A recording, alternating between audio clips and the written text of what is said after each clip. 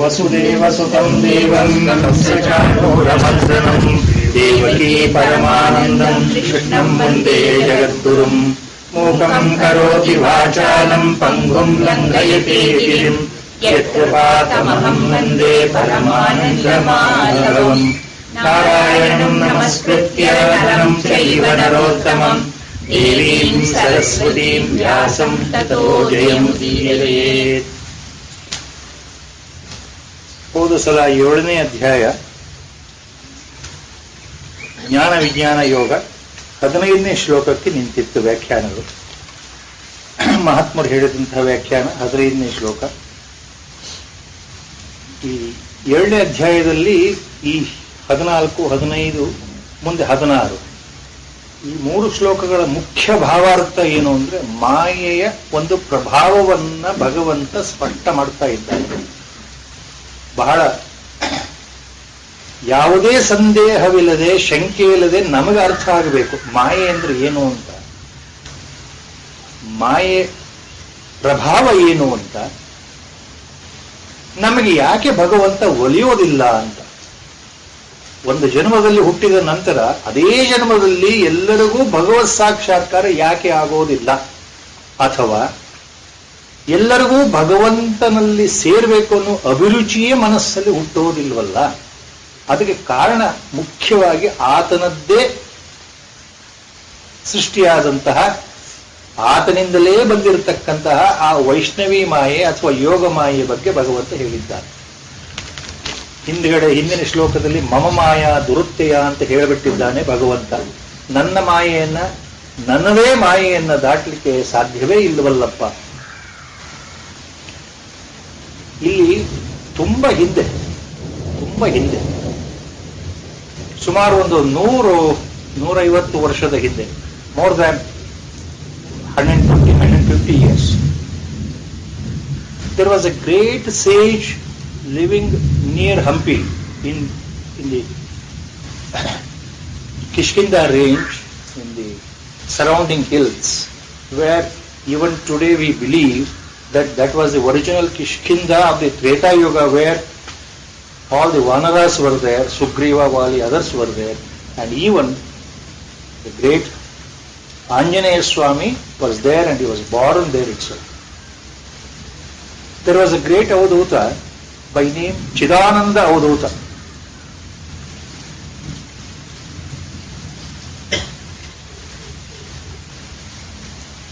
Avadhutas andre we know Brahmavid Varishtha Sthiti, like Sadashiva Brahmendra of Nerur, like Bhagavan Ramana Maharshi of Tiruvannamalai, Bhagavan Nityananda Swami of Maneshpuri near Mumbai, Trilinga Swami of Banaras or Kashi. So many examples are there. Akkalkot Maharaj from Akkalkot area near Sholapur. This Chidananda Avadhuta, one basic question was asked to him. That is a very interesting question. All of us, sometimes it has come in the mind, but we have not got the answer. The Avadhuta said for the question was very simple. ಅವರಿಗೆ ಪ್ರಶ್ನೆ ಏನಿತ್ತು ಅಂದ್ರೆ ಬಹಳ ಸುಂದರವಾದ ಪ್ರಶ್ನೆ ಇತ್ತು. ಮಹಾತ್ಮರೇ, ಜೀವಾತ್ಮನ ಅಹಂಕಾರ ನಿವೃತ್ತಿ ಆದ ಮೇಲೆ, ವಾಸನೆಗಳೆಲ್ಲ ಹೋದ ಮೇಲೆ ಉಪನಿಷತ್ ಹೇಳುತ್ತೆ ಅಹಂ ಬ್ರಹ್ಮಾಸ್ಮಿ, ತತ್ವಮಸಿ ಮಹಾವಾಕ್ಯಗಳ ಅರ್ಥ ತಗೊಂಡ್ರೆ ಜೀವಾತ್ಮನಿಗೂ ಪರಮಾತ್ಮನಿಗೂ ಏನು ವ್ಯತ್ಯಾಸ ಇಲ್ಲ. ಜ್ಞಾನ ಬಂದಂತಹ ಸ್ಥಿತಿನಲ್ಲಿ ಆ ಜೀವಾತ್ಮನಿಗೆ, ಜೀವನಿಗೂ ಪರಮಾತ್ಮನಿಗೂ ಯಾವ ವ್ಯತ್ಯಾಸವೂ ಇಲ್ಲ. ಸಾಕ್ಷಾತ್ ಪರಮಾತ್ಮನೇ ಆಗಿದ್ದಾನೆ ಜ್ಞಾನಿ. It is well said in Upanishads, well said in Vedanta, that once a Mahatman acquires that jnana, see, repeatedly we are using the word acquire. Actually, there is nothing like to acquire actually. Jnana will not come from outside. It is already there, covered by a jnana. So, jnanotpatti, always we have to remember this point. Jnanotpatti word means attaining jnana in the worldly sense, saying ಅಷ್ಟೇ. ವ್ಯವಹಾರದಲ್ಲಿ ಹೇಳೋದೇನು ಅಂದ್ರೆ ಜ್ಞಾನ ಬಂದಾಗ ಅಂದ್ರೆ ಹೊರಗಿಂದ ಅಲ್ಲ ಬರೋದು, ಅದು ಸ್ವತಃ ಸಿದ್ಧವಾಗಿದೆ, ಸ್ವಯಂ ಸಿದ್ಧವಾಗಿದೆ. ಅಜ್ಞಾನವು ಅದನ್ನ ಮುಸುಗಾಕೊಂಡಿರೋದ್ರಿಂದ ಅದು ಪ್ರಕಾಶಕ್ಕೆ ಬರ್ತಾ ಇಲ್ಲ ಅಷ್ಟೇ.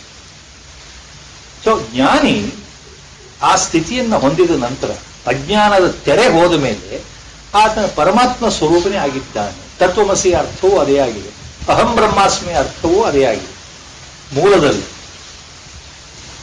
ಹೀಗಿರ್ಬೇಕಾದ್ರೆ ನಾವು ಅವತಾರ ಪುರುಷರನ್ನ, ಉದಾಹರಣೆಗೆ ರಾಮಾವತಾರ, ನರಸಿಂಹಾವತಾರ, ಕೃಷ್ಣಾವತಾರ, ಹೀಗೆ ನಾವು ಮಾತನಾಡಬೇಕಾದ್ರೆ ಸಾಕ್ಷಾತ್ ಪರಮಾತ್ಮನ ಪರಬ್ರಹ್ಮ ಸ್ವರೂಪವೇ ಅಲ್ಲಿದೆ ಅಂತ ಹೇಳ್ತೀವಿ. ಅವ್ರನ್ನ ದೇವರು ಅಂತ ಹೇಳ್ತೀವಲ್ಲ, ಪರಮಾತ್ಮ ಸಾಕ್ಷಾತ್ ಪರಬ್ರಹ್ಮ ಸ್ವರೂಪನೇ. ಈ ಜ್ಞಾನಿಯಾದಂತ ಒಬ್ಬ ವ್ಯಕ್ತಿ ಆತನೂ ಪರಬ್ರಹ್ಮ ಸ್ವರೂಪ ಅಂತಂದ್ರೆ ಇವ್ರಿಗೂ ಅವ್ರಿಗೂ ಏನು ವ್ಯತ್ಯಾಸ, ಜ್ಞಾನಿಗೂ ಪರಮಾತ್ಮನಿಗೂ ವ್ಯತ್ಯಾಸ ಏನು ಅನ್ನೋ ಪ್ರಶ್ನೆ ಬರ್ತವೆ. ಬಹಳ ಸುಂದರವಾದ ಪ್ರಶ್ನೆ. ಪರಮಾತ್ಮನಿಗೆ ಎಲ್ಲ ಸಿದ್ಧಿಗಳು ಕೈವಶ ಆಗಿದೆಯಲ್ಲ, ಆದರೆ ಪರಮಾತ್ಮನ ಹಾಗೆ ಜ್ಞಾನಿಗಳು ಇರೋದಿಲ್ವ? ನಿಮ್ಮ ಹಾಗೆ ಮನುಷ್ಯ ರೂಪದಲ್ಲಿ ಇರ್ತಾರಲ್ಲ. ಜ್ಞಾನಿಗಳು ಪರಮಾತ್ಮ ಸ್ವರೂಪ ಅಂತಂದ್ರೆ ಅವ್ರು ಯಾಕೆ ಸೃಷ್ಟಿ ಮಾಡಬಾರದು, ಸ್ಥಿತಿಯನ್ನು ಕಾಪಾಡಬಾರದು, ಸಂಹಾರವನ್ನು ಮಾಡಬಾರದು? ಪರಮಾತ್ಮ ಸ್ವರೂಪ ಅಲ್ಲ. ಪರಮಾತ್ಮನಿಗೆ 3 ಶಕ್ತಿಯೂ ಇದೆ, ಸೃಷ್ಟಿ, ಸ್ಥಿತಿ, ಸಂಹಾರ. God is endowed with all these powers, all these vibhutis, all these yogas of creation, sustenance and destruction. Then why not a jnani, a human being who attains himself to that highest level of jnana, can also create? Why not? ಒಬ್ಬ ಜ್ಞಾನಿಯು ಸೃಷ್ಟಿಕರ್ತ ಯಾಕೆ ಆಗೋದಿಲ್ಲ? ಸಾಮಾನ್ಯದಲ್ಲಿ ಸಾಧ್ಯ ಇಲ್ಲ. ಇದು ನಮ್ಗೆಲ್ಲರಿಗೂ ಇದು ಯಾವತ್ತಾದ್ರೂ ಒಂದು ದಿವಸ ಬಂದಿರಲೇಬೇಕು. ನೀವು ಸಾಧನಾ ಮಾರ್ಗದಲ್ಲಿದ್ದಾಗ ಈ ಪ್ರಶ್ನೆ ಬರಲೇಬೇಕು ಯಾವುದೋ ಒಂದು ಘಟ್ಟದಲ್ಲಿ. ಜ್ಞಾನಿ ಪರಮಾತ್ಮ ಆಗಿದ್ರೆ ಸೃಷ್ಟಿ ಮಾಡುವ ಶಕ್ತಿ ಯಾಕಿಲ್ಲ? ಈಗ ನಮ್ಮ ಗುರುಗಳೇ ಇದ್ದಾರೆ, ಮಹಾಜ್ಞಾನಿಗಳು, ಪರಮಹಂಸ ಸ್ಥಿತಿಯಲ್ಲಿದ್ದಂಥವರು, ಸಾಕ್ಷಾತ್ ಪರಮಾತ್ಮ ಸ್ವರೂಪ. ನಮ್ಮ ಗುರುಗಳು ಸೃಷ್ಟಿ ಮಾಡ್ತಾ ಇದ್ರ, ಸ್ಥಿತಿ ನೋಡ್ತಾ ಇದ್ರ, ಈ ಪ್ರಪಂಚದ ಸೃಷ್ಟಿ ಆದ ನಂತರ ಅದನ್ನು ನೋಡ್ಕೊಳ್ತಾ ಇದ್ದಾರ? ಇಡೀ ಪ್ರಪಂಚವನ್ನು ನಾಶ ಮಾಡೋ ಶಕ್ತಿ ನಮ್ಮ ಗುರುಗಳಿಗೆ ಇದೆಯಾ ಅಂತ ಅವ್ರನ್ನ ನೀವು ಕೇಳಿದ್ರೆ ಏನು ಉತ್ತರ ಕೊಡ್ತಾ ಇದ್ರು? ಅದು ನನ್ನ ಕಡೆ ಸಾಧ್ಯ ಇಲ್ಲಪ್ಪ ಅಂತ ಹೇಳ್ತಾ ಇದ್ರು. ಎಲ್ಲ ಜ್ಞಾನಿಗಳು ಹೇಳೋದು ಹಾಗೆ. ಸೊ ವ್ಯತ್ಯಾಸ ಏನು ಅಂತ ಅನ್ನೋದಕ್ಕೆ ಚಿದಾನಂದ ಅವಧೂತರು ಒಂದು ಉದಾಹರಣೆ ಉತ್ತರ ಕೊಡ್ತಾರೆ. ಏನು ಉತ್ತರ ಕೊಡ್ತಾರೆ ಅಂದ್ರೆ ಬಹಳ ಸುಂದರವಾದ, beautiful, wonderful answer. The book, the treatise what he has written, all these Upadeshas, culling from all the Upanishads. His treatise, his book contains this entire summary of all the Upanishads, the entire Brahma Sutra and Bhagavad Gita Sara, Prasthanatraya, completely condensed in a beautiful Kannada language. He was a Kannadiga. And that book was named as Jnana Bindu. There he writes for this question, the difference between Paramatma and Jivatma, that is Jnana, is only very simple. The Maya is under the control of Paramatma. The Maya results in the creation. And that Maya has come from Paramatma only. Whereas Jnani, though he has got over of the Maya, Jnani will not interfere in the work of Maya. He is not the controller of Maya. Jnani, ಆತನಿಗೂ ಮಾಯೆಗೂ ಸಂಬಂಧವೇ ಇಲ್ಲ. ಮಾಯೆಯನ್ನು ತಡೆಯೋದಾಗಲಿ, ಮಾಯೆಯನ್ನು ಓಡಿಸೋದಾಗಲಿ, ಅಂದ್ರೆ ಪ್ರಪಂಚ ಸೃಷ್ಟಿಯಾಗಲಿ, ಪ್ರಪಂಚ ನಾಶವಾಗಲಿ ಜ್ಞಾನಿಗೆ ಸಂಬಂಧಪಟ್ಟ ವಿಷಯವೇ ಅಲ್ಲ. ಅದು ಭಗವಂತನ ವಿಷಯ. ಮಾಯೆ ಆತನಿಗೆ ಅಧೀನವಾಗಿರೋದ್ರಿಂದ ಆತನ ಅಧೀನದಲ್ಲಿ ಕೆಲಸ ಮಾಡ್ತಾರೆ. ಬಹಳ ಸುಂದರವಾದ ಉತ್ತರ ಕೊಟ್ಟರು. ಅದಕ್ಕೆ ಈ ಹೋದ ಶ್ಲೋಕ ಏನು ಅಂದ್ರೆ ಭಗವಂತ ಅದನ್ನೇ ಹೇಳ್ತಾ ಇದ್ದಾರೆ. ಎಲ್ಲರಿಗೂ ಕಷ್ಟಪ್ಪ, ಎಲ್ಲರಿಗೂ ಈ ಮಾಯೆ ಯಾಕೆ ಅರ್ಥ ಆಗಲ್ಲ ಅಂತಂದ್ರೆ, ಹೋದ ಸಲದ ಉತ್ತರ ಇದೆಯಲ್ಲ ಭಗವಂತ ಕೊಟ್ಟಿದ್ದು, ಮಾಯೆಯನ್ನು ಯಾಕೆ ಎಲ್ಲರೂ ದಾಟಲಿಕ್ಕೆ ಸಾಧ್ಯ ಇಲ್ಲ? Why everybody cannot cross over the maya? That is reason is what Lord gave in the last week's shloka commentary. It was taken. Maya is so powerful, all cannot get away, cross over, win over. And that happens only by Guru's grace or God's grace. That he has already made clear in the previous shlokas. So last shloka, last week's, Namam dushkutino moodaha prapadyante naradhamaha maya prabhajnana asuram bhavamashita. So why people cannot get over my maya? Because people who are dushkrutinaha, evil, wicked-minded people, ಯಾರು ಮೂಢರಾಗಿದ್ದಾರೆ, ಅಜ್ಞಾನಿಗಳಾಗಿದ್ದಾರೆ, ಮೂಢಾಹ, reasoning power is lost. Their intellect, brain power used only gratification of worldly, sensual requirements or desires. They are only interested in fulfilling their desire, not knowing the truth. So they are the moodhas because of ajnana. So they cannot. People who are atheists, nirishwaravadi, they also come under moodaha. They will never get me. They will never understand me. They will never cross over Maya. That's what Lord is saying. People who are with asuram bhavam, ashritaha, wicked tendencies, wicked mentality, sadistic mentality, cruel mentality.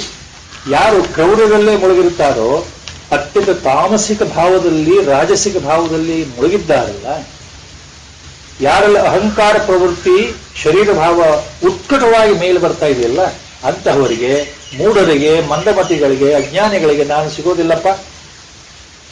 Wily people who deceive others, people who always have their own desires, their own plan to come up in life, people who are totally selfish,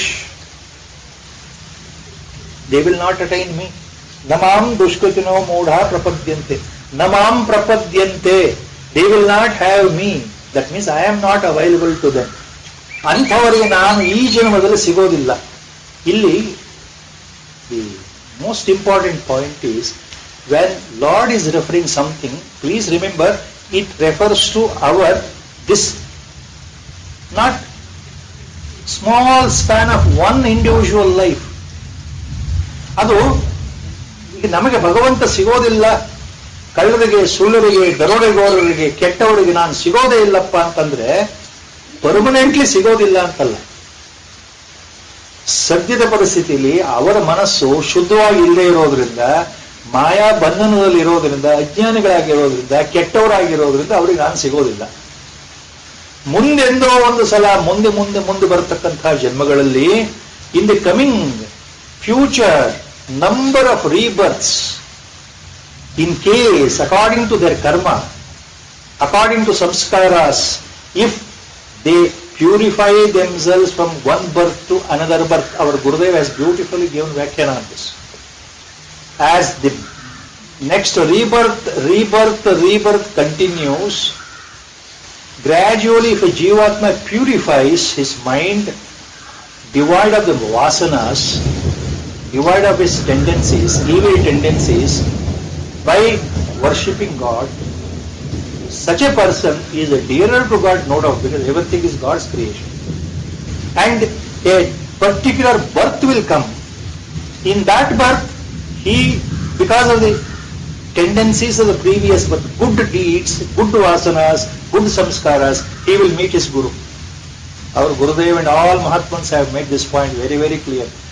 ನಮ್ಮ ಗುರು ಆದಿಯಾಗಿ ಎಲ್ಲಾ ಮಹಾತ್ಮರು ಬಹಳ ಶಂಕೆ ಇಲ್ಲದೆ ನಿಸ್ಸಂದೇಹವಾಗಿ ನಮಗೆ ಏನು ಆಶ್ವಾಸನೆ ಕೊಟ್ಟಿದ್ದಾರೆ ಅಂದ್ರೆ, all the mahatmans, without doubt, without exception, that ultimately if not today, tomorrow you will meet your guru. If not today, tomorrow means it may be in this birth itself, it may be in the next birth, or it may be in the coming birth. You have to take it like that. ನಮ್ಮ ಸಂಸ್ಕಾರಗಳಿಗೆ ತಕ್ಕ ಹಾಗೆ, ನಮ್ಮ ಶ್ರದ್ಧೆ, ನಂಬಿಕೆ, ಸಾಧನೆಗೆ ತಕ್ಕ ಹಾಗೆ ನಮ್ಮಲ್ಲಿರುವ ಆಧ್ಯಾತ್ಮ ಹಸುವು ಯಾವ ರೀತಿ ಜಾಗೃತವಾಗಿದೆ, ಅದಕ್ಕೆ ಅನುಗುಣವಾಗಿ ಯಾವುದೋ ಜನ್ಮದಲ್ಲಿ ನಾವು ಸುಕೃತವನ್ನೇ ಮಾಡ್ತಾ ಇದ್ದೇವೆ. ಆಪೋಸಿಟ್ ದುಷ್ಕೃತಿನ ಸುಕೃತಿನ. ಕೆಟ್ಟ ಕೆಲಸ ಮಾಡುವವರು ದುಷ್ಕೃತಿಗಳು, ಒಳ್ಳೆಯ ಕೆಲಸವನ್ನು ಮಾಡುವವರು ಒಳ್ಳೆಯ ಕೆಲಸ ಅಂದ್ರೆ ಅರ್ಥ ಏನು? People with virtuous deeds. Sukriti means a person with following the dharma, ಧರ್ಮಯುಕ್ತನಾಗಿ ಸಾತ್ವಿಕನಾಗಿ ಮತ್ತೊಬ್ಬರನ್ನ ತೊಂದರೆ ಕೊಡದೆ ಪ್ರಪಂಚದಲ್ಲಿ ಸಮಾಜದಲ್ಲಿ ಒಳ್ಳೆ ವ್ಯಕ್ತಿಯಾಗಿ ಪ್ರತಿ ಜನ್ಮದಲ್ಲೂ ಅವನು ಬಾಳ್ತಾ ಬಾಳ್ತಾ 4 ಜನಕ್ಕೆ ಒಳ್ಳೆ ಅವರ ಸಹಾಯಕ್ಕೆ ನಿಲ್ತಕ್ಕಂಥ ವ್ಯಕ್ತಿ ಇದ್ದಾನಲ್ಲ, ಆತ ಸುಕೃತಿ. ಅಂತಹ ಸುಕೃತಿಗೆ ಯಾವುದೋ ಒಂದು ಜನ್ಮದಲ್ಲಿ ಭಗವಂತ ತನ್ನ ಕೃಪೆಯಿಂದ ಗುರು ರೂಪದಲ್ಲಿ ಬಂದ್ಬಿಡ್ತಾನೆ ಅವನಿಗೆ. ನೋಡಿ, ಭಗವಂತ ಹೇಳ್ತಾರೋ ಮಾತು, ಎಲ್ಲರಿಗೂ ನಾನು ಸಿಗೋಲ್ಲ. ಭಗವಂತ ಸಿಗಬೇಕು ಅಂದ್ರೆ ಅದಕ್ಕೊಂದು ಕಂಡೀಷನ್ ಇದೆ, ಮಹಾತ್ಮರಿಗೆ ಮಾತ್ರ ಗೊತ್ತಿರೋ ಕಂಡೀಷನ್. ಏನದು? ನಿಮಗೆ ಗುರು ರೂಪದಲ್ಲಿ ಅನುಗ್ರಹ ಮಾಡುವುದು ಭಗವಂತನೇ ಮಾಡಬೇಕು. The Lord appears in the form of a guru so that he will uplift you, he will take you towards him only. So when we meet our guru, nobody can say, nobody can even imagine. By simply sitting at home, can we meet our guru? Nobody can vouch for that. And most of the Mahatma's life history, we know how much they have struggled touring around India, Bharatvarsha, from one end to one end, in search of their Guru, in search of the Guru Paramatma. And finally they have met their Guru. Without exception. Most of the Mahatmans, their life history, ಏನ್ ಹೇಳುತ್ತೆ ಅವರ ಜೀವನ ಚರಿತ್ರೆ ಅಂದ್ರೆ, ತಮ್ಮ ಗುರುವಿಗಾಗಿ ಎಲ್ಲ ಕಡೆ ಅಲ್ದಿದ್ದಾರೆ. ಎಲ್ಲ ಕಡೆ ಅಂದ್ರೆ ಎಲ್ಲ ಕಡೆ ಅಲ್ದಿದ್ದಾರೆ. ಸಾಮಾನ್ಯವಾಗಿ ಹಾಗೆ ಬಹಳ ಸುಲಭದಲ್ಲಿ ಅವರು ಗುರುಗಳು ಸಿಕ್ಕಿಲ್ಲ ಅವರಿಗೆ. ಈ ಪ್ರಶ್ನೆ ಒಮ್ಮೆ ನಮ್ಮ ಗುರುಗಳ ಹತ್ರ ಯಾವುದೋ ಒಂದು ಸಮಯದಲ್ಲಿ ಬಂತು ತಲೆನಲ್ಲಿ. ಈ ಪ್ರಶ್ನೆನ ಪ್ರಶ್ನಾ ರೂಪದಲ್ಲ, ಒಂದು ವಾಕ್ಯ ರೂಪದಲ್ಲಿ ನಾನು ಹೇಳುವಂತ ಪ್ರಸಂಗ ಆಗಿತ್ತು. ಧೈರ್ಯವಾಗಿ ಹೇಳಿಬಿಟ್ಟೆ ಗುರುಗಳಿಗೆ, ಗುರುದೇವ, ಎಲ್ಲರ ಜೀವನ ಚರಿತ್ರೆ ಹೀಗಿದೆ. You know very well, what can I say? You are the incarnate of God yourself. We know it. You know everything, but I want to ask you a small thing. All Mahatman's life history, how much they have struggled to meet their Guru, to just have ultimately be blessed by their Guru. Take for example Gondawale Maharaj. Take for example Akkalkot Maharaj. So barring a very few, all have struggled to meet their Guru and finally blessed by Guru. Then I really wonder, I said, if you permit me, I want to clarify one doubt. With great humility, with a fear in the mind, he said he was smiling sitting there. I was sitting at his bottom, looking at his feet only. See, most of the time when I talk to him, I will be looking at his feet. I cannot face his eyes directly. Then I asked him, if that is the case, Gurudeva, how come that you are so easily available to us? This was a question direct. How come that you became available so easily? I had that point in the mind all the time. And that day that question came out. Always please remember, with his permission only I will ask a question. Prasad, if you permit me, there is a thought in the mind, I want a clarification, can I ask you? He said, I know. When he says, sits quietly like this, with a smiling face, I can ask. ಹೇಳಿಬಿಟ್ನಲ್ಲ, ಅದು ಹೇಗೆ ನೀವು ಇಷ್ಟು ಸುಲಭದಲ್ಲಿ? See, I was thinking here, I have not gone anywhere in search of Guru in my lifetime. First of all, I never knew the importance of Guru in our lifetime. See, when I say I means, I am referring to all of you, please remember. ಇದು ನಮ್ಮ ಗುರುಗಳ ಹತ್ರ ಬಂದಿರತಕ್ಕಂಥ ಎಲ್ಲಾ ಭಕ್ತರ ಉದ್ದೇಶ ಇಟ್ಕೊಂಡೇ ಈ ಪ್ರಶ್ನೆ ನನ್ನ ಮನಸ್ಸಲ್ಲಿ ಬಂತು. ನೀವು ಇಷ್ಟು ಸುಲಭದಲ್ಲಿ ಎಲ್ಲರಿಗೂ ಸಿಕ್ತಾ ಇದ್ರಿಲ್ಲ, ಯಾರು ಎಲ್ಲೂ ಓಡಾಡಿಲ್ಲ, ಗುರು ಇಲ್ಲ ಅಂತ ಹತ್ತಿಲ್ಲ, ಊರೂರು ಅಲದಿಲ್ಲ, ಹೊಟ್ಟೆ ಬಟ್ಟೆ ಕಟ್ಟೆ ಹಸುವೆಯಿಂದ ಕಾಡು ಮೇಡು ಸುತ್ತಿಲ್ಲ, ಟಿಕೆಟ್ ಇಲ್ಲದೆ ರೈಲ್ವೆ ಪ್ರಯಾಣವೂ ಮಾಡಿಲ್ಲ, ಏನೂ ಮಾಡಿಲ್ಲ. ಎಲ್ಲೂ ಒದ್ದಾಡಿಲ್ಲ, ಗುರು ಸಿಕ್ಕಿಲ್ಲ ಅಂತ. ಹೌದಲ್ಲ? ಆದ್ರೆ ನೀವು ಇಷ್ಟು ಸುಲಭದಲ್ಲಿ ಹೇಗೆ ಸಿಕ್ಕಿದ್ರಿ ಗುರುದೇವ? ಇದು ಯಾವ ಪವಾಡ?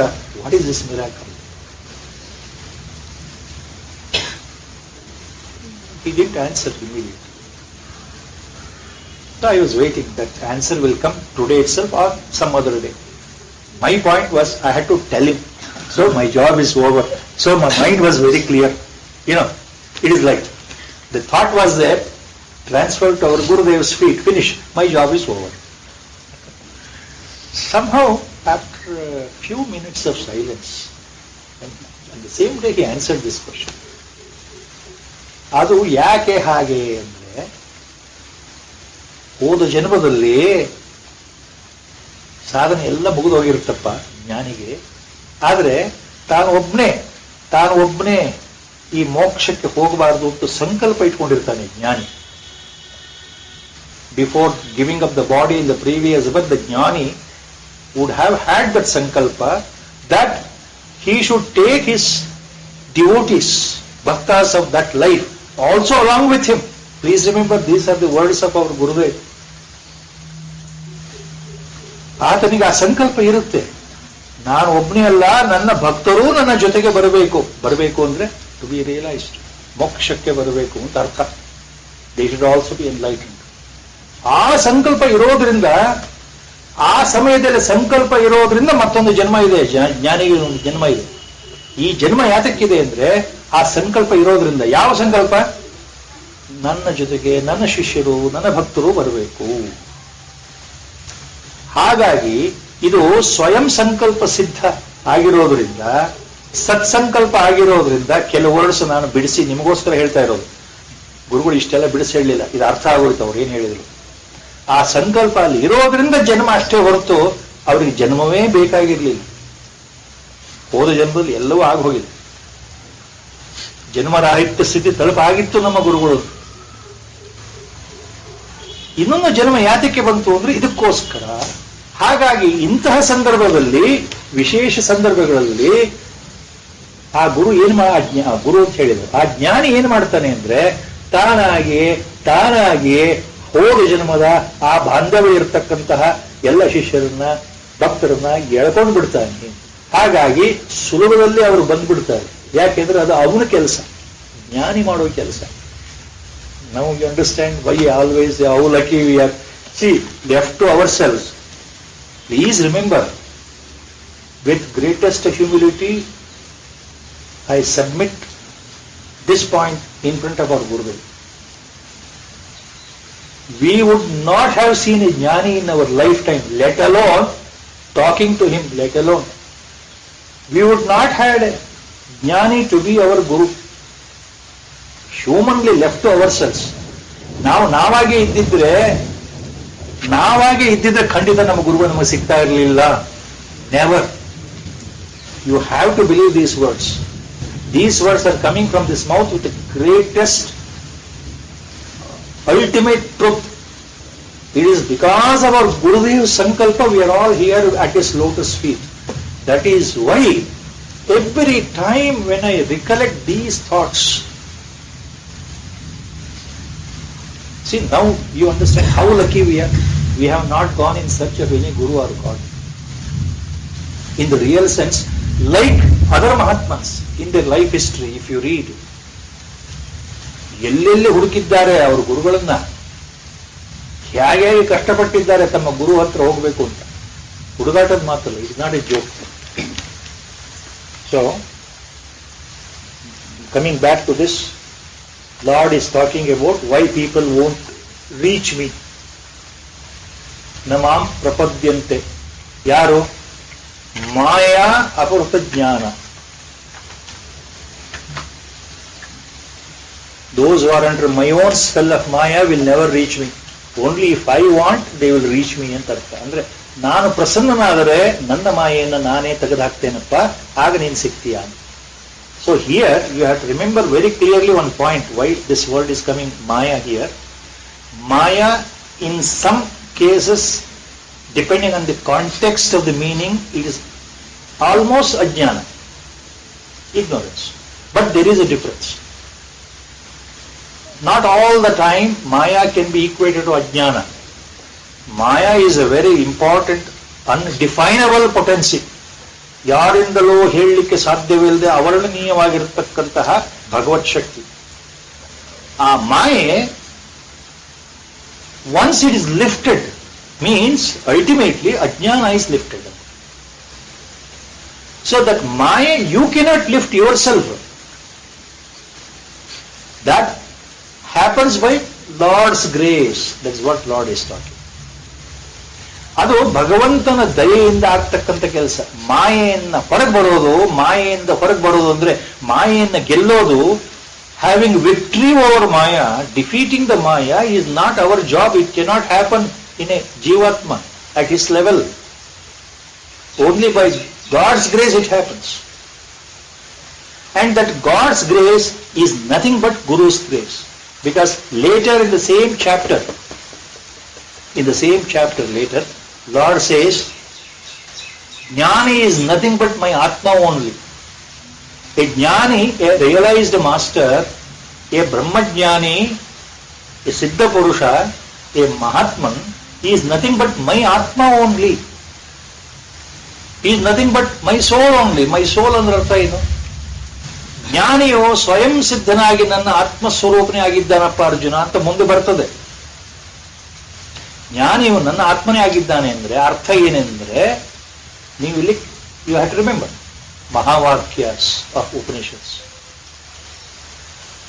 ಗುರುವಿನ ಕೃಪೆಯಿಂದ ಅರ್ಥ ಆಗ್ತಕ್ಕಂತಹ ಮಹಾವಾಕ್ಯಗಳೇನಿದೆ, ಉಪನಿಷತ್ ವಾಕ್ಯಗಳು, ಅದರ ಅರ್ಥವೇ ಇಲ್ಲಿ ಭಗವದ್ಗೀತೆಯಲ್ಲಿ ಬರ್ತಾ ಇರೋದು.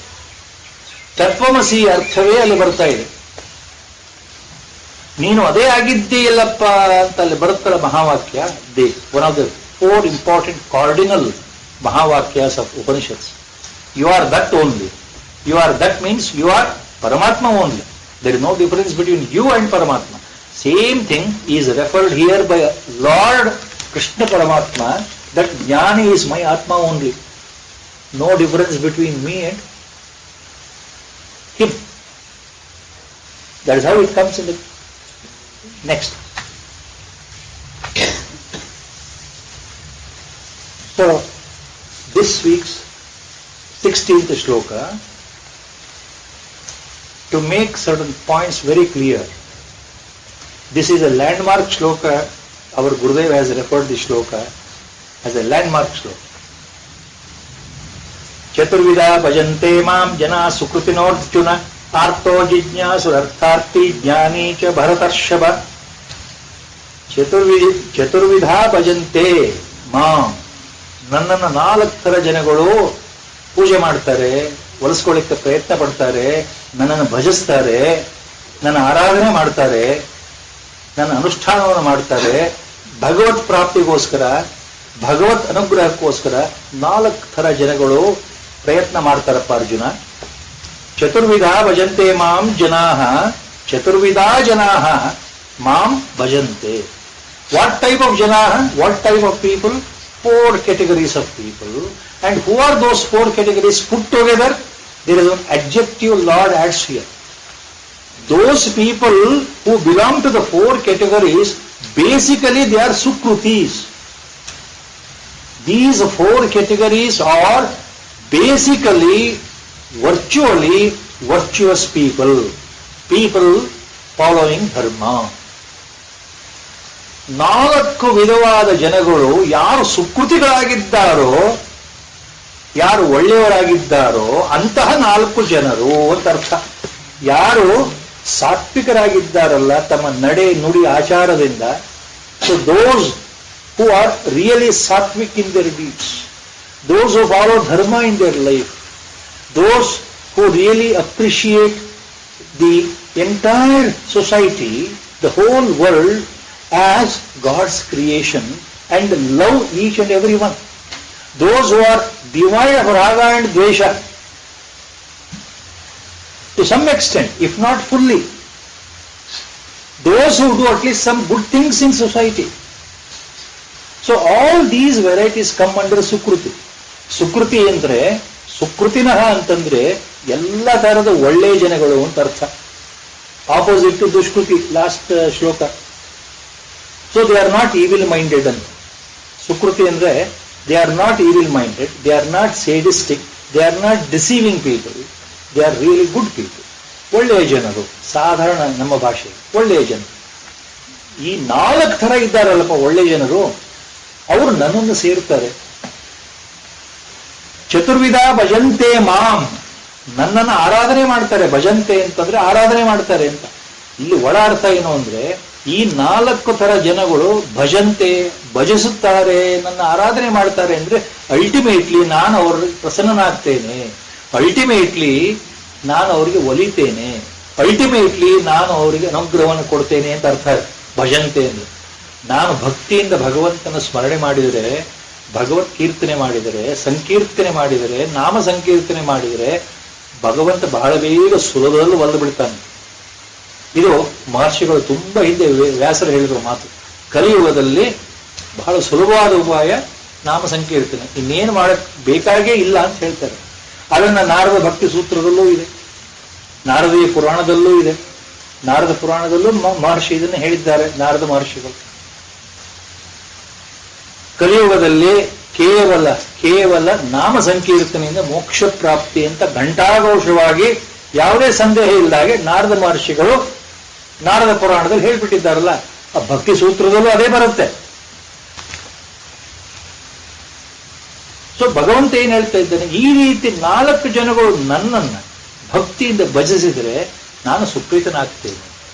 That means I really bless them, I grace them ಅನ್ನೋ ಅರ್ಥ ಅಲ್ಲ. ಯಾರು 4 ಜನ ಸುಕೃತಿಗಳು? ಆರ್ತಃ ಜಿಜ್ಞಾಸು ಅರ್ಥಾರ್ಥಿ ಜ್ಞಾನೇಚ ಭರತರ್ಷಭ.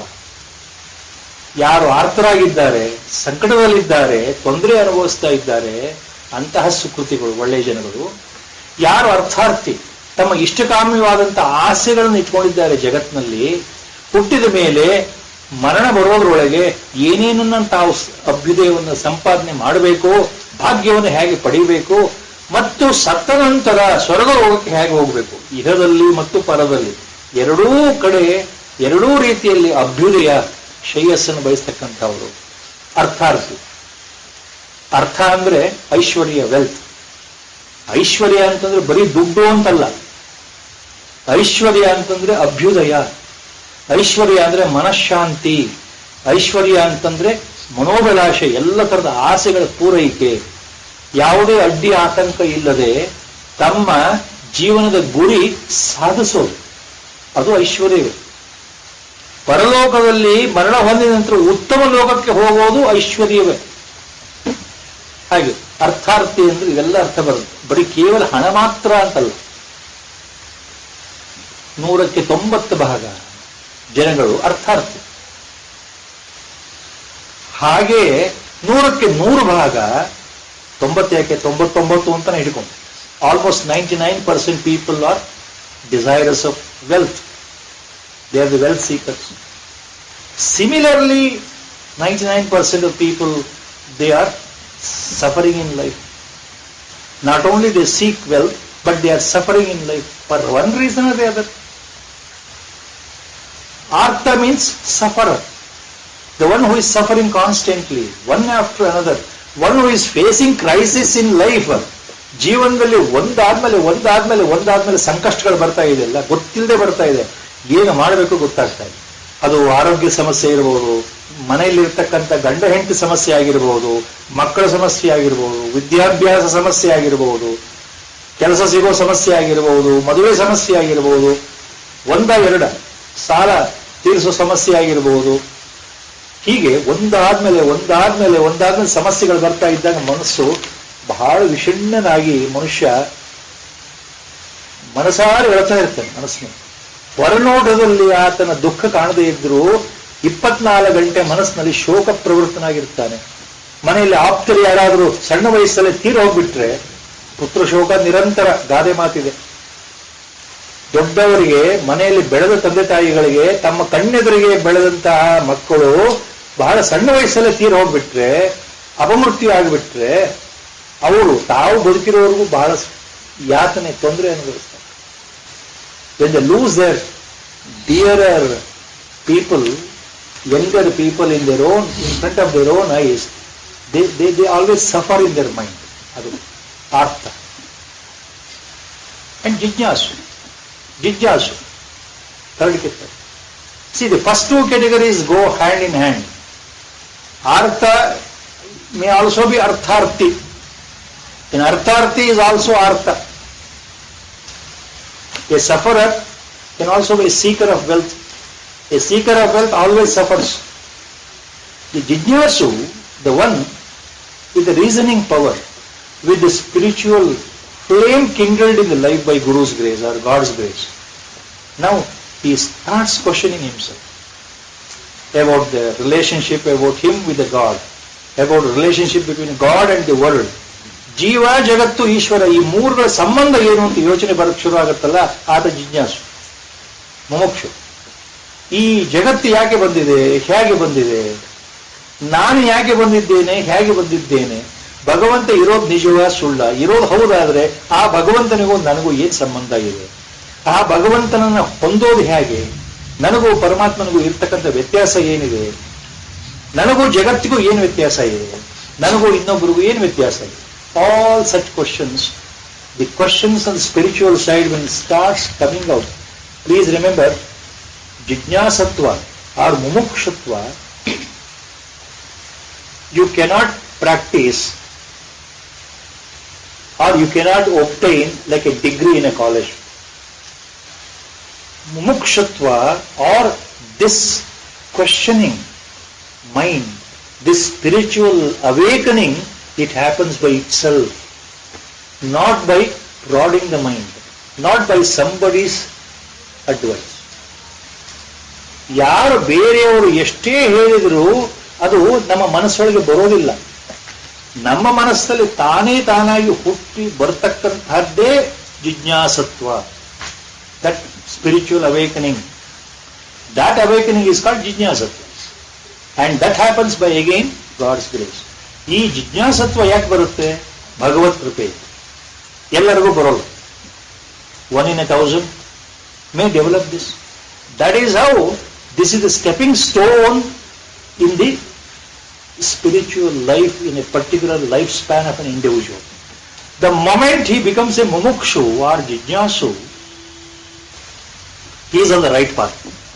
He is on the right path. Questions will start. Then if he is lucky enough in this birth itself, he will meet his Guru. So, the first stepping stone is jijnasatva, mumukshutva. So, this is the third category. Fourth is jnani, the realized master. So, these four types of people are dearer to me, Arjuna. They worship me. Chaturvida janaha bhajante maam, worship me. Now, most of the commentators, including Acharya, Shankar, Bhagavad-pada, now they have made one point very clear. When Lord is talking about four types of people, please remember, it is not in the ascending order or in a particular specific order. This after this, the first one category, second one category, it is not like that. He is mentioning the four important categories. All are dearer to him because they are sukrutis. ಇಲ್ಲಿ ಆರ್ಥ, ಸಂಕಟ ಬಂದಾಗ ಭಗವಂತನ್ ನೆನೆಯೋರು majority. Only when they suffer they think of God, they worship God, they do all the pujas, all the homa havan, pilgrimage, taking blessings, going to various kshetras, doing all the seva in a particular tirtha kshetra. Why? Because they have that suffering in the mind. They want to relate that suffering, get over the suffering by appealing to the God. So for that purpose they worship. Ishtakamya ಪ್ರಾಪ್ತಿ ಆಗಬೇಕು, ಅಭ್ಯುದಯ ಬೇಕು, ಐಶ್ವರ್ಯ ಬೇಕು, wealth and position and power I want. For that also they worship. He also worships. Artharthi. Jijnasa also worship because he thinks of God. Compared to these three categories, Jnani, fourth category, he also worships me. Lord says, Please remember, as our Acharya Bhagavad-pada has made this point very clear, Upanishad also is very clear, there is one interpretation, Jnani and devotee, Bhakta. Most of the people who follow pure Bhakti Marga, especially in Dvaita philosophy, in the duality philosophy, people who are Vaishnavites, now they say that a Bhakta, a devotee is far superior than a Jnani who is only a Jnani andre is a dry philosopher. ಜ್ಞಾನಿ ಅಂದ್ರೆ ಕೇವಲ ಬರೀ ವೇದಾಂತ ಮಾತಾಡ್ಕೊಂಡು ಕಣ್ಣು ಮುಚ್ಕೊಂಡು ಧ್ಯಾನ ಮಾಡಿಕೊಂಡು ಮೂಲೆಯಲ್ಲಿ ಕೂತ್ಕೊಂಡು ಎಲ್ಲವೂ ಪರಮಾತ್ಮ ಸ್ವರೂಪ, ನಾನು ಪರಮಾತ್ಮ ಸ್ವರೂಪ ಅಂತ ಅನ್ಕೊಂಡು ಸುಮ್ಮನೆ ಕೂತ್ಬಿಡ್ತಾನೆ.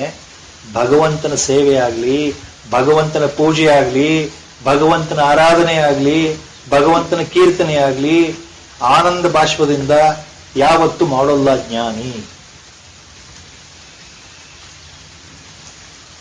ಯಾವುದೇ ಭಗವತ್ ಸಂಬಂಧವಾದಂತಹ ಧಾರ್ಮಿಕ ಕ್ರಿಯೆಗಳನ್ನು ಮಾಡೋದಿಲ್ಲ ಜ್ಞಾನಿ. ಆದರೆ ನಾವು ಪರಮ ಭಕ್ತರು ಹೇಗಿದ್ದೇವೆ ಭಕ್ತರು? ನಾವು ಸದಾ ಭಗವತ್ ಚಿಂತನೆ, ಸದಾ ಭಗವತ್ ಕೀರ್ತನೆ, ನಾಮಸ್ಮರಣೆ, ಸಂಕೀರ್ತನೆ ಇವುಗಳಲ್ಲಿ ಮಗ್ನರಾಗಿರ್ತೇವೆ. ಭಗವಂತನ ಕಥೆಗಳನ್ನ, ಭಗವಂತನ ಲೀಲೆಗಳನ್ನ ಶ್ರವಣ ಮಾಡ್ತಾ ಇರ್ತೇವೆ, ಪ್ರವಚನ ಮಾಡ್ತಾ ಇರ್ತೇವೆ, ಭಗವಂತನ ಗುಣಗಾನ ಮಾಡ್ತಾ ಇರ್ತೇವೆ, ಯಾವಾಗಲೂ ಹರಿಕಥೆ ಮಾಡ್ತಾ ಇರ್ತೇವೆ, ಹರಿಕೀರ್ತನೆ ಮಾಡ್ತಾ ಇರ್ತೇವೆ. ಆದ್ರಿಂದ ಭಕ್ತರು ನಿಜವಾದ ಶ್ರೇಷ್ಠರು, ಜ್ಞಾನಿಗಳಿಗಿಂತ ಒಂದು ಕೈ ಮೇಲಿದ್ದಾರೆ ಭಕ್ತರು ಅನ್ನೋ ಒಂದು ವಾದ ಇದೆ.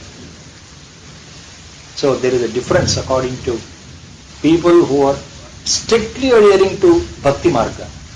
They think that the Bhakti Marga is slightly better than Jnana Marga. Bhaktas are better than Jnanis. It's a wrong conception, because ultimately when you go to the highest definition, as Acharya puts it, Jnana and Bhakti, they are not separate, they are one and the same. A Jnani is a Parama Bhakta inside, as our Acharya has made it very clear. When a Jnani is an Atma Swarupa, when he knows, he has realized himself as Atma Swarupa, he is no more a body, no more a mind. He is not limited to any of these physical 5 basic elements. He is that infinite. He is that uncomprehendable, eternal, permanent reality, absolute knowledge. Always he revels in that. He revels ಅಂದ್ರೇನು? ಒಬ್ಬ ಜ್ಞಾನಿಯು ಸದಾ ಆತ್ಮನಲ್ಲಿಯೇ ಇರ್ತಾನೆ, ಆತ್ಮನಲ್ಲಿಯೇ ಆತನ ಮನಸ್ಸಿರುತ್ತೆ. ಅಂದ್ರೆ ಆತ್ಮನಲ್ಲಿಯೇ ನಿಷ್ಠನಾಗಿರೋದು, ಅದು ಎಲ್ಲಕ್ಕಿಂತ highest, ಬಹಳ ಉತ್ಕೃಷ್ಟವಾದ ಭಕ್ತಿ. Acharya Shankara Bhagavatpada nirvachana in Viveka Chudamani. And Laghu Vakyavritti in is another book, treatise. There are 2 treatises he has written. One is longer one called Vakyavrutti. Another shorter, same thing, Laghu Vakyavrutti. These 2 small Prakarana Granthas, written by Acharya Shankara Bhagavatpada. There also he mentions the same thing while expounding the meaning of Tat Padartha and Tvam Padartha. ತತ್ ಮತ್ತು ತ್ವಂ ಈ ಶಬ್ದಗಳ ವಿಶ್ಲೇಷಣೆ ಮಾಡ್ತಾ ಇರಬೇಕಾದ್ರೆ, ಇವುಗಳ ನಿರ್ವಚನೆ ಮಾಡಬೇಕಾದ್ರೆ ಲಘು ವಾಕ್ಯವೃತ್ತಿ ಅಥವಾ ವಾಕ್ಯವೃತ್ತಿ ಎರಡರಲ್ಲೂ ಭಗವತ್ಪಾದರು ಏನು ಹೇಳಿದ್ದಾರೆ ಅಂದ್ರೆ, ಆ ತತ್ ಮತ್ತೆ ತ್ವಂ ಅಂದ್ರೆ ಏನು ಅಂತ ಹೇಳ್ತಾ ಇರಬೇಕಾದ್ರೆ, ಆ ಜ್ಞಾನ ಅಂದ್ರೆ ಬೇರೆ ಅಲ್ಲ, ಪರಾಭಕ್ತಿ ಅಂದ್ರೆ ಬೇರೆ ಅಲ್ಲ ಅಂತ ನಿರ್ವಚನ ಅಲ್ಲಿ ಕೊಡ್ತಾ ಇದ್ದಾರೆ. ಈ ಜ್ಞಾನಿ ಈಸ್ ಎ ಪರಮ ಭಕ್ತ. ಎ ಪರಮ ಭಕ್ತ ultimately he elevates himself to the parabhakti level, ananya bhakta. At the last moment, a parama bhakta who is a devotee having duality, that he is different from God, in the final stages he will know that he himself is God. No difference between him and God. He will merge himself in the God. That is exactly, if you follow through the abhangas, bhajans, kirtans, dohas of great bhaktas in our contemporary Aryavrata history. Take Mirabai bhajans, take the writings of the great saintly lady elevated to godly lady Andal of Tamil Nadu. Take Sant Tukaram, take Sant Namadev, Chaitanya Mahaprabhu of Bengal. All these Parama Bhaktas, ultimately, in their writings, they have given ample hint that ultimately, you are me and I am you only. ನಾನು ಬೇರೆ ಅಲ್ಲ ನೀನು ಬೇರೆ ಅಲ್ಲ ಅನ್ನೋ ಅನುಭವ, ಅದ್ವೈತದ ಅನುಭವ ತುತ್ತು ತುದಿಗೆ ಅವ್ರಿಗೆ ಆಗಿರೋದು ಸತ್ಯ. ಅವರ Gurudev also is mention this. So 4 types of bhaktas lord says: aarta, artharthi, jijnasu ಮತ್ತು jnani. They are devoted to me, they are dearer to me ಅಂತ ಅರ್ಥ.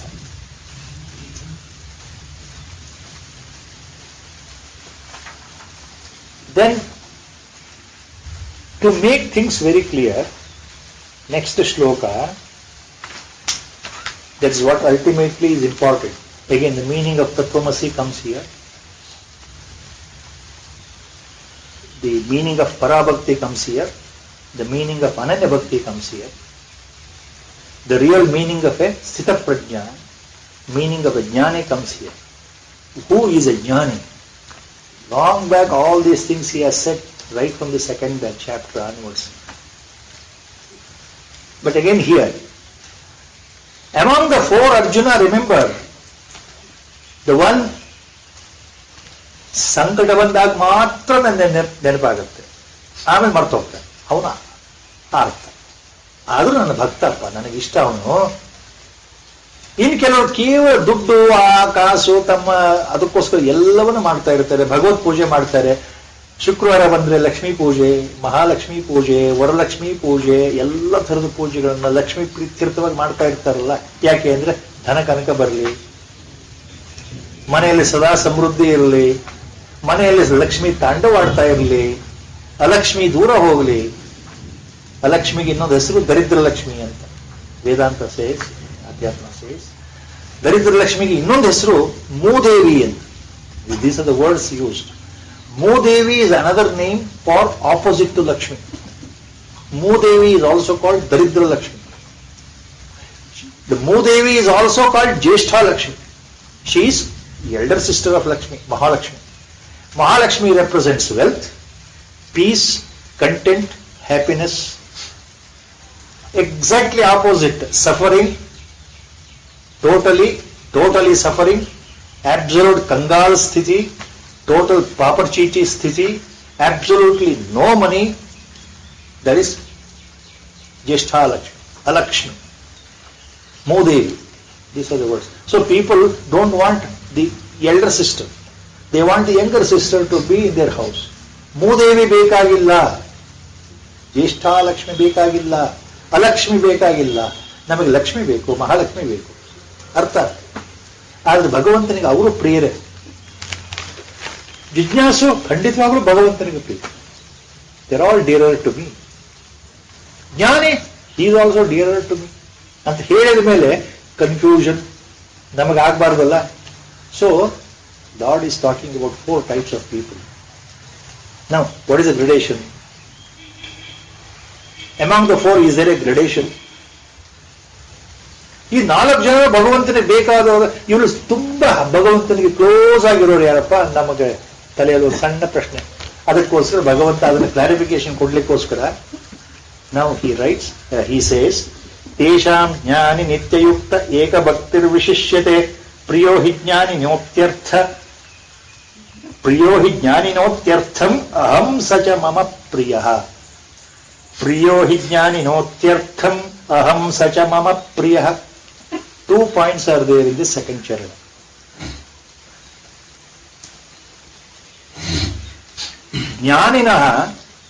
ಜ್ಞಾನಿನಃ ಅಂದ್ರೆ ಒಬ್ಬ ಜ್ಞಾನಿಗೆ ಅತ್ಯರ್ಥ ಪ್ರಿಯಂ ಅಹಂ, ನಾನು ತುಂಬಾ ಪ್ರಿಯವಾಗಿದ್ದೇನೆ. ಜ್ಞಾನಿನಃ ಅತ್ಯರ್ಥಂ ಪ್ರಿಯಂ ಅಹಂ. C, I am really dearer to a jnani. I am very close to him. He likes me so much. ಅತ್ಯಂತ ಪ್ರೀತಿಪಾತ್ರನಾಗಿದ್ದೇನೆ ನಾನು. ಯಾರಿಗೆ? ಜ್ಞಾನಿಗೆ. ಅದೇ ಪ್ರಕಾರ ನನಗೂ ಸಹ ಅವನು ಕಂಡ್ರೆ ಅಷ್ಟೇ ಪ್ರೀತಿ ಇದೆ. In the same way he is dearer to me also. So he is making very clear now in the second line. For a jnani I am closest, I am dearer to him. And similarly for me also a jnani is dearer to me. Jnaninah atyartha priyah aham cha and saha mama priyah. ಅದೇ ಪ್ರಕಾರ ಅವನು ನನಗೆ ಪ್ರೀತಿ ಪಾತ್ರನಾಗಿದ್ದಾನೆಪ್ಪ ಅರ್ಜುನ ತಿಳ್ಕೊ. So ಇಲ್ಲಿ ಏನಾಗ್ತಾ ಇದೆ, second line he is making very clear. ಏನು? Among the 4 types ತೇಷಾಂ ಜ್ಞಾನಿ ನಿತ್ಯಯುಕ್ತ ಏಕಭಕ್ತಿರ್ವಿಶಿಷ್ಯತೆ. When I referred about the 4 categories, Arjuna, among the 4 categories, sufferer, seeker of wealth, a questioner, a person who questions things, puts question about the knowledge itself, jijnasu, and a jnani. Among the 4, tesham jnani nityayukta ekabhaktirvishishyate. A jnani is always having one-pointed concentration. Nityayukta, he is always endowed with the ultimate reality because he knows reality. He himself is a reality, absolute, personified. Since a jnani knows the truth, absolute truth, he is always one-pointed.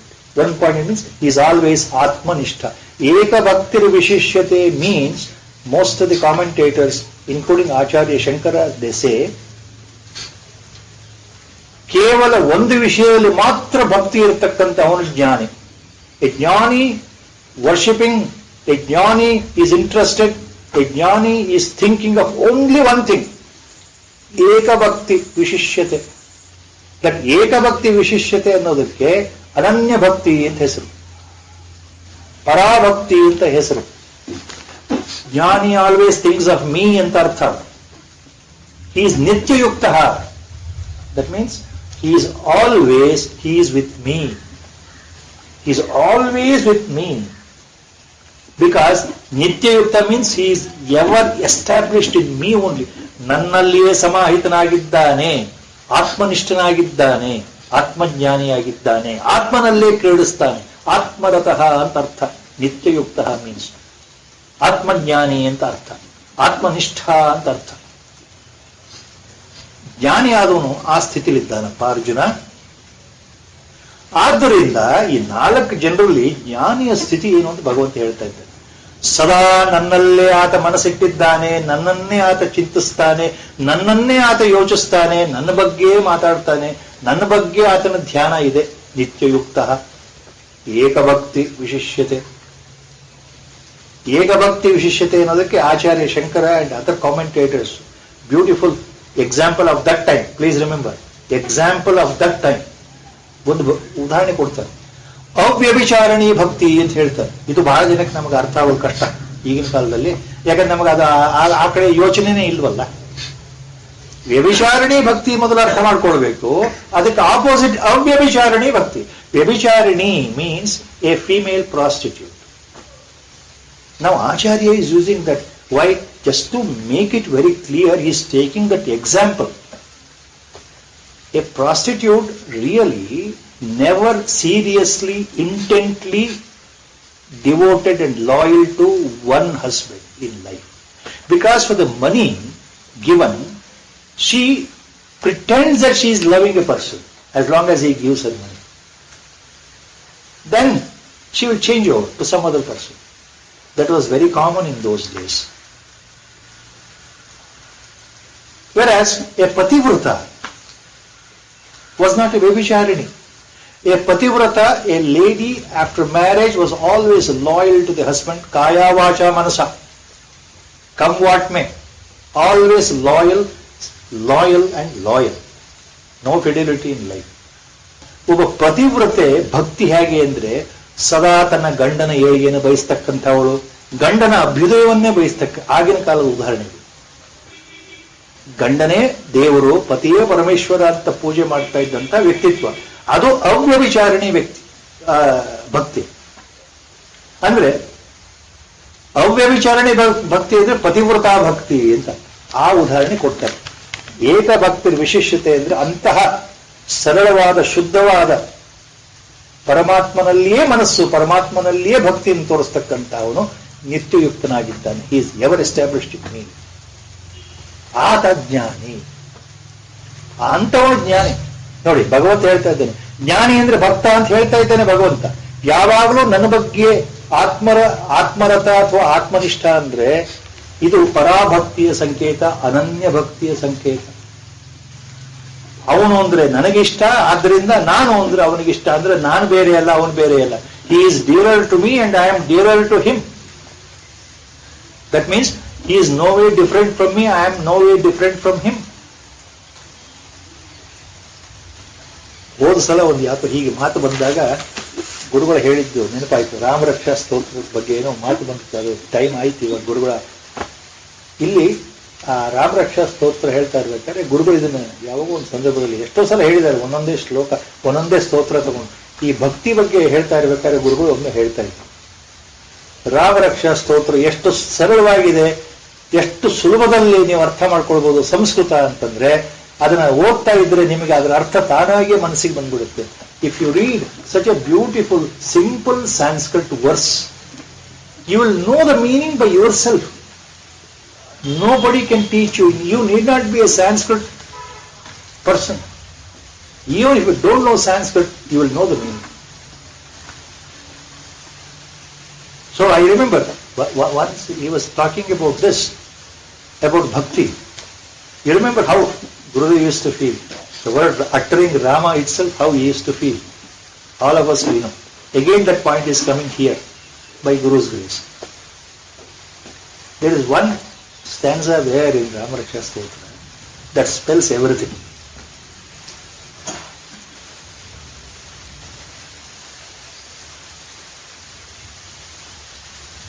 Ramannasti parataram parayanam Ramasya dasosmyaham.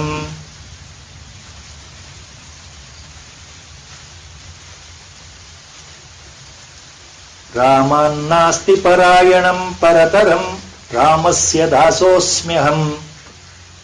ರಾಮೇ ಚಿತ್ತಲಯ ಸದಾ ಪ್ರಭು ಭೋ ರಾಮ ಮಾಮುದ್ಧರ. ರಾಮೇ ಚಿತ್ತಲಯ ಸದಾ ಭವತು ಮೇ ಭೋ ರಾಮ ಮಾಮುದ್ಧರ. In that shloka I am pleading to Lord Rama. There is nothing other than Rama. Ramat nasti parayanam parataram. There is nothing else to read, nothing else to say, nothing else to know, nothing else even think other than Rama. Ramat nasti parayanam parataram. Ramasya aham dasaha asmi. Ramasya dasosmi. Because I am indebted to him, I am his servant. I am at his lotus feet. I am unfit to be even called servant, but I am using the word. Ramasya aham dasaha asmi. Ramasya dasosmi. Ramena me chitta sadalayatu bhava. Nanna manasu, let my mind, let my buddhi, Ramena sada layat. Ramena Rame chittalaya sada bhavatu me. Rame chittalaya sada bhavatu me. How do you interject the words? Me chittaha sada Rame laya bhavatu. ನನ್ನ ಮನಸ್ಸು ರಾಮನಲ್ಲೇ ಸೇರ್ಕೊಳ್ಳಿ ಪರಮಾತ್ಮ ಅಂತ ರಾಮನನ್ನೇ ಬೇಡ್ತಾ ಇರೋದು. ಭೋ ರಾಮ ಮಾಮುದ್ಧರ, ಈ ರೀತಿ ನನ್ನ ಉದ್ಧಾರ ಮಾಡುವಂತ. ಇದು ರಾಮರಕ್ಷಾ ಸ್ತೋತ್ರದ ಮಂತ್ರ. ಹೋದ ವಾರ ಹೇಳಿದಾಗ ಇದು ಗುರುಗಳು ಯಾವ್ಯಾವ ಸಂದರ್ಭದಲ್ಲೂ ಒಂದು ಶ್ಲೋಕ ತಕೊಂಡು ಹೇಳ್ತಾ ಇದ್ರು. ರಾಮನ ಸುದ್ದಿ ಬಂದಾಗ ಹೇಳ್ತಾ ಇದ್ರು. ಇಲ್ಲಿ ರಾಮ ಅಂತಂದ್ರೆ ಪರಬ್ರಹ್ಮ ವಸ್ತು ಅಂತ. ನಮ್ಮ ಆರಾಧ್ಯ ದೇವ ಯಾರೇ ಇದ್ರು ಇಲ್ಲಿ ರಾಮನನ್ನ ಆ ಪರಬ್ರಹ್ಮ ವಸ್ತು ರೂಪದಲ್ಲಿ ನೋಡ್ಕೊಂಡ್ರೆ, ನಾನು ಈ ಶ್ಲೋಕ ಹೇಳ್ತಾ ಇರ್ಬೇಕಾದ್ರೆ ಮನೆಯಲ್ಲಿ ಬಾಯಿಗೆ ಬರದೇ ಇರೋದ್ರಿಂದ ನನಗೆ ಯಾವಾಗಲೂ ಏನಾಗುತ್ತೆ ಅಂದ್ರೆ ಗುರುಗಳು ನೆನೆಸ್ಕೊಳ್ತಾರೆ. ಯಾಕಂದ್ರೆ ನಮ್ಮ ಗುರು ಬೇರೆ ಅಲ್ಲ, ರಾಮಚಂದ್ರ ಬೇರೆ ಅಲ್ಲ. ನಮ್ಮ ಗುರು ಬೇರೆ ಅಲ್ಲ, ರಾಮಚಂದ್ರ ಪ್ರಭು ಬೇರೆ ಅಲ್ಲ. ಸೊ ನಾನು ಹೇಳ್ಕೊಳ್ತೀನಿ ಯಾವಾಗ, ರಾಮೇ ಚಿತ್ತಲಯ ಸದಾ ಭವತು ಮೇ ಭೋ ರಾಮ ಮಾಮುದ್ಧರ. ಗುರುಗಳನ್ನೇ ಹೇಳ್ಬಿಡುದು, ನನಗೆ ಉದ್ಧಾರ ಮಾಡಿ ಗುರುದೇವ, ನನ್ನ ಮನಸ್ಸು ನಿಮ್ಮಲ್ಲೇ ನಲ್ಲಿ, ನಿಮ್ಮಲ್ಲೇ ಇರಲಿ, ನಿಮ್ಮಲ್ಲೇ ಇರಲಿ, ನಿಮ್ಮ ಪಾದದಲ್ಲೇ ಇರಲಿ ಅಂತ ಹೇಳೋದು ನಾವು. ರಾಮನ್ನಾಸ್ತಿ ಪರಾಯಣಂ ಪರತರಂ. ನಿಮ್ಮ ಬಿಟ್ಟರೆ ನನಗೆ ಯಾರಿದ್ದಾರೆ ಗುರುದೇವ? Is there anybody? There is no other refuge other than your soul, your feet, lotus feet. There is nobody. There is nobody. You are the refuge. See that my mind merges in you. Rame chittalaya sada bhavatu me bho rama mamuddhara. Please help me. ನನ್ನನ್ನು ಉದ್ಧಾರ ಮಾಡು. ರಾಮ ಅಂದ್ರು ಅದೇ, ನನ್ನ ಗುರುದೇವರು ಅಂದ್ರು ಅದೇ. ಅಲ್ಲಿ ರಾಮ ಅಂದಾಗ ನನ್ನ ಗುರು ನೆನಪಾಗ್ತಾರೆ, ನನ್ನ ಗುರುದೇವರ ಮುಖ ನೋಡುವಾಗ ರಾಮ ನೆನಪಾಗ್ತಾನೆ. ಎರಡೂ ನನಗೆ ವ್ಯತ್ಯಾಸವೇ ಕಾಣೋದಿಲ್ಲ. ಗುರು ಸಂಕಲ್ಪ ಇಲ್ಲಿಗೆ ಮುಗಿಸ್ತಾ ಇದ್ದೇವೆ ಪ್ರಾರ್ಥನೆಯೊಂದಿಗೆ. ವಸುದೇವಸುತಂ ದೇವಂ ಕಂಸಚಾಣೂರಮರ್ದನಂ ದೇವಕೀ ಪರಮಾನಂದಂ ಕೃಷ್ಣಂ ವಂದೇ ಜಗದ್ಗುರುಂ.